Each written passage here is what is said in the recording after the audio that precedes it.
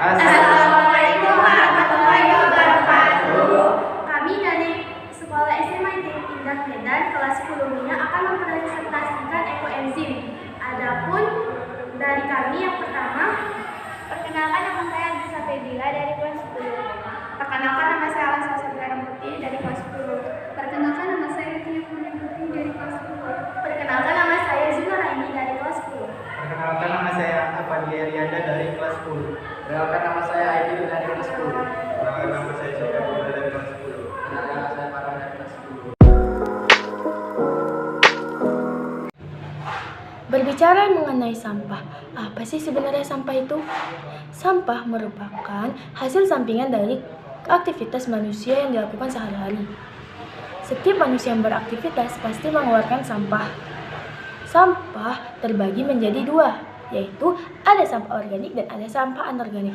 Sampah organik adalah sampah yang berasal dari alam yang mudah terurai tanpa bantuan campur tangan manusia. Sedangkan sampah anorganik yaitu sampah yang sulit terurai dan harus membutuhkan waktu lama untuk menguraikannya. Contoh dari sampah organik yaitu ada kulit buah-buahan, ada sayur-sayuran. Sedangkan contoh dari sampah anorganik yaitu bisa jadi kayu, besi, dan sebagainya. Sampah memiliki dampak yang buruk bagi kehidupan manusia. Semakin banyak sampah yang menumpuk dan membusuk, maka semakin banyak virus dan bakteri seperti kolera, jamur, dan berbagai macam penyakit lainnya, termasuk penyakit kulit.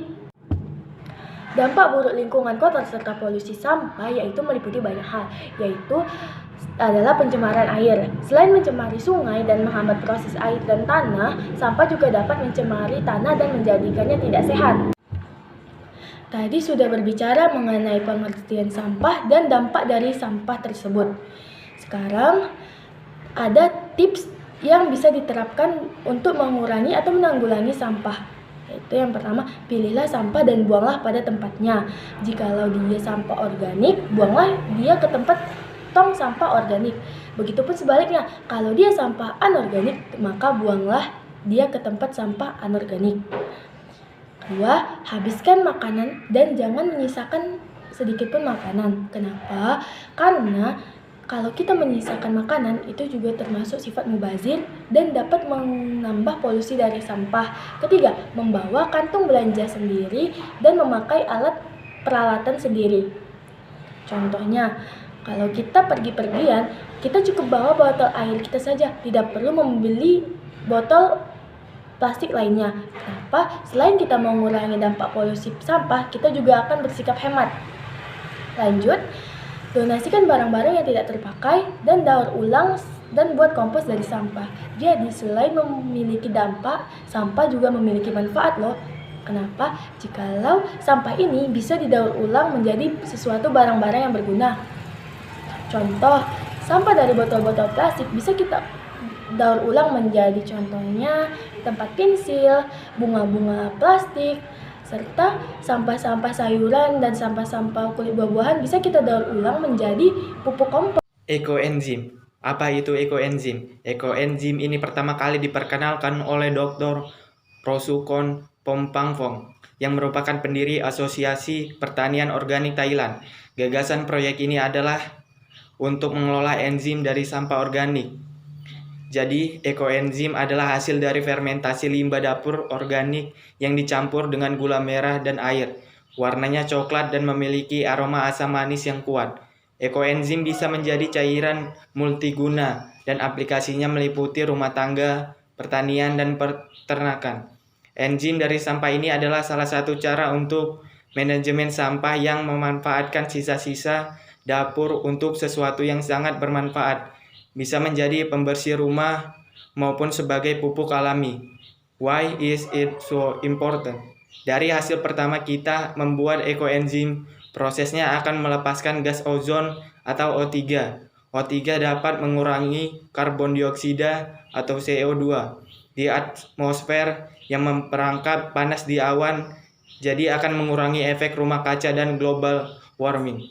Enzim mengubah amonia menjadi nitrat atau NO3, hormon alami dan nutrisi untuk tanaman. Alasan lain kenapa kita perlu mempertimbangkan untuk membuat ekoenzim. mengurangi polusi.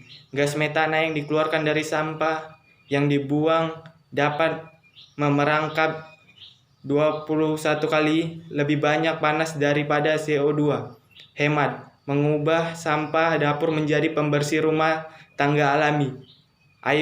Air purify, membersihkan udara dari racun, polusi, dan menghilangkan bau. Apa saja manfaat ekoenzim? Karena kandungannya memiliki banyak cara untuk membuat siklus alam seperti mempermudah pertumbuhan tanaman sebagai fertilizer. Selain itu bisa untuk pembersih rumah tangga, antiseptik, perawatan tubuh, pupuk, dan lain-lain. Pembersih enzim ini 100% natural dan bebas dari bahan kimia dan mudah terurai di lingkungan. Cairan ini juga penolak serangga alami yang membuat serangga menjauh. Cairan ekoenzim sangat baik untuk meningkatkan kualitas buah dan sayuran dan tentunya meningkatkan hasil panen. Jadi pada intinya adalah circular economy it's the best. Pada kesempatan ini kami akan membuat ekoenzim dari sampah organik, sayuran dan buah-buahan. Pertama, siapkan alat dan bahan. Prosedur pertama yang dilakukan adalah potong sampah, sayur-sayuran, dan buah-buahan dalam bentuk yang kecil menggunakan cutter dan gunting, lalu letakkan di dalam wadah.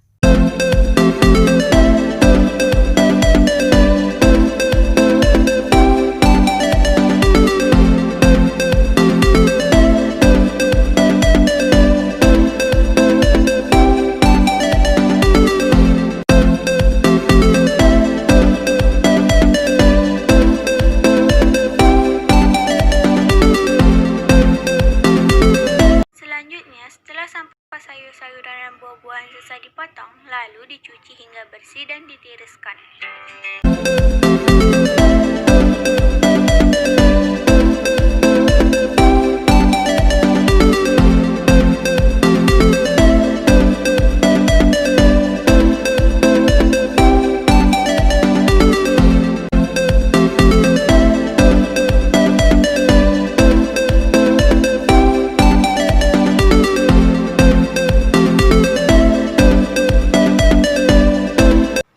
Lalu gula merah diiriskan halus dan diletakkan di wadah.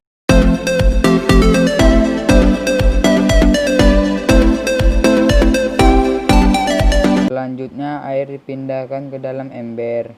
Gula merah, sayur, dan buah dicampur menjadi satu dalam wadah yang berisi air.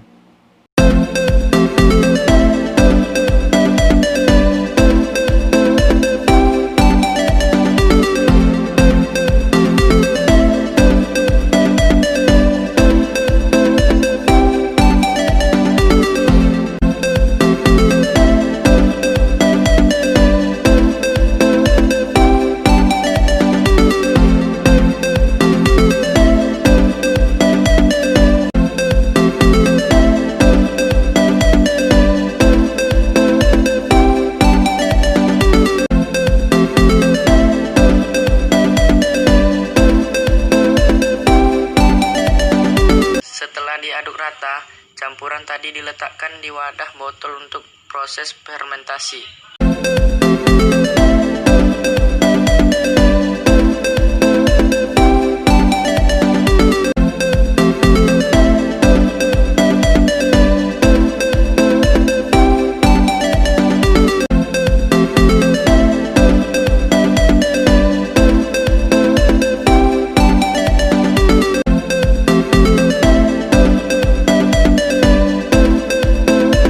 Di balik layar cek.